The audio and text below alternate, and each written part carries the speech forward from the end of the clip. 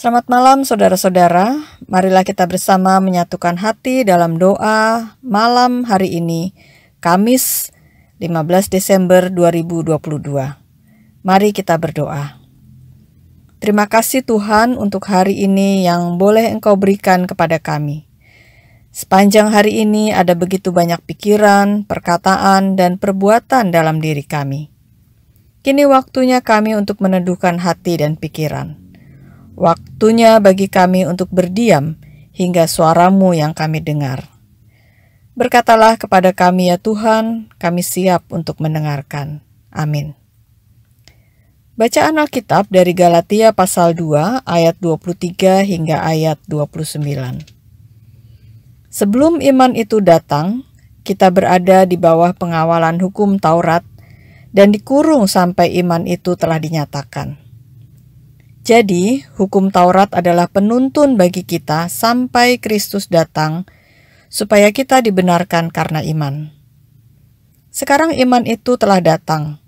Karena itu, kita tidak berada lagi di bawah pengawasan penuntun. Sebab kamu semua adalah anak-anak Allah karena iman di dalam Yesus Kristus. Karena kamu semua yang dibaptis di dalam Kristus telah mengenakan Kristus. Dalam hal ini, tidak ada orang Yahudi atau orang Yunani. Tidak ada hamba atau orang merdeka. Tidak ada laki-laki atau perempuan. Karena kamu semua adalah satu di dalam Kristus Yesus. Dan jikalau kamu adalah milik Kristus, maka kamu juga adalah keturunan Abraham dan berhak menerima janji Allah. Saudara-saudara, adakah suatu persekutuan yang anggotanya sama semua? Sama latar belakang pendidikannya, status sosialnya, sukunya, dan lain-lain. Ada persekutuan perempuan yang anggotanya hanya perempuan semua. Tapi tetap saja ada perbedaan pendidikan, suku, status sosial, dan lainnya. Dalam persekutuan yang paling kecil pun, yaitu keluarga, tetap ada perbedaan. Perbedaan karakter, selera, pola pikir, dan lainnya. Renungan malam ini mengajak kita melihat suatu kenyataan bahwa perbedaan itu tidak dapat dihindari. Perbedaan dapat menjadi pemicu terjadinya perpecahan, namun tidak selamanya perbedaan menimbulkan perpecahan. Semua itu tergantung bagaimana kita menyikapi perbedaan itu. Hal yang dapat menimbulkan masalah sesungguhnya bukanlah perbedaan itu sendiri, melainkan sikap membeda-bedakan. Inilah yang terjadi di jemaat Galatia. Jemaat Galatia terdiri dari orang-orang yang berbeda latar belakang agama, suku, dan status sosial. Sehingga Paulus meyakinkan bahwa mereka adalah satu di dalam Kristus dan sama-sama memperoleh janji keselamatan. Semua sama dan perlu untuk saling mendukung dalam pertumbuhan rohani. Situasi tersebut dipicu oleh jemaat Kristen keturunan Yahudi yang menjadi sombong karena merasa memiliki hukum Taurat dan hidup taat pada hukum Taurat, sehingga merasa lebih unggul dari jemaat Kristen non-Yahudi. Untuk itulah Paulus membongkar kesombongan dan tindakan rasis ini sebagai sikap yang membedakan. Justru perbedaan seharusnya menjadi kekayaan yang membuat jemaat bisa bersatu dan tidak memandang sebelah mata terhadap sesama.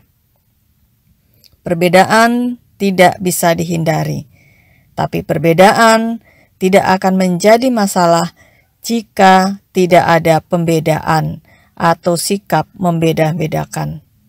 Di dalam dan di hadapan Kristus tidak ada lagi pembedaan atau sikap membedakan antara laki-laki dan perempuan, kaya dan miskin, tuan dan hamba, dan yang lainnya lagi. Surat Paulus kepada jemaat di Galatia tentunya juga menjadi surat kepada kita semua. Paulus mengingatkan agar kita dapat menjadikan persekutuan jemaat sebagai persekutuan yang satu di dalam Kristus dengan tidak ada lagi pembedaan. Amin. Mari kita berdoa. Terima kasih ya Tuhan untuk firman-Mu malam ini yang mengingatkan kami untuk tidak lagi melakukan pembedaan atau bersikap membedakan dalam kehidupan persekutuan. Mampukan kami untuk terus menjaga kehidupan dalam persekutuan jemaat kami, menjadi persekutuan yang sehati sepikir, dan persekutuan yang mengedepankan hidup dalam damai sejahtera. Tolonglah kami untuk dapat menjauhkan sikap yang membuat persekutuan kami berselisih bahkan terpecah. Mampukan kami untuk dapat hidup dalam persekutuan jemaat sebagai jemaat yang sama di dalam dan di hadapan Kristus. Ya Tuhan, kami bersyukur kepadamu, sekalipun saat ini kami masih dalam masa pandemi, namun dengan adanya vaksin, maka efek dari yang terpapar tidak lagi sangat mencemaskan. Sekalipun jumlah terpapar sudah sangat jauh menurun dan juga kami sudah vaksin, namun itu bukan berarti pandemi sudah berakhir dan kami tidak perlu lagi taat pada protokol kesehatan. Untuk itu tolonglah agar kami tetap hidup dengan menjaga kebersihan dan kesehatan. Gereja kami juga masih terus memberikan bantuan vitamin bagi jemaat yang terpapar COVID-19 dan bantuan sembako bagi yang belum pulih perekonomiannya. Kami percaya Engkau yang menjadikan gereja kami sebagai saluran berkat bagi warga jemaat bahkan sesama yang membutuhkan. Kami percaya Engkau menjadikan kehidupan dalam persekutuan jemaat kami sebagai persekutuan yang saling peduli dan saling membantu. Untuk itu kami percaya Engkau yang akan mencukupkan segala kebutuhan dalam kehidupan pelayanan di jemaat kami. Kami berdoa untuk saudara-saudara kami yang menjadi korban dari berbagai bencana yang terjadi. Banjir, tanah longsor, kebakaran, gempa, dan yang lainnya dimanapun tempatnya. Tuhan kuatkan mereka dalam situasi yang tidak mudah ini. Tolonglah agar mereka tetap memiliki pengharapan untuk melanjutkan kehidupannya.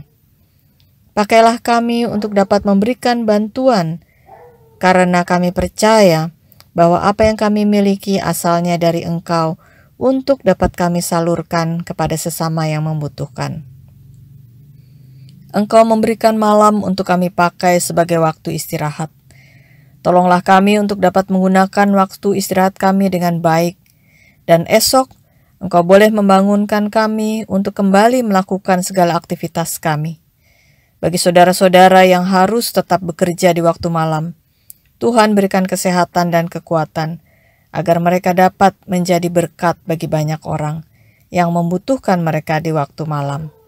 Dalam Kristus kami berdoa. Amin. Selamat malam saudara-saudara, selamat beristirahat, Tuhan menjaga kita semua.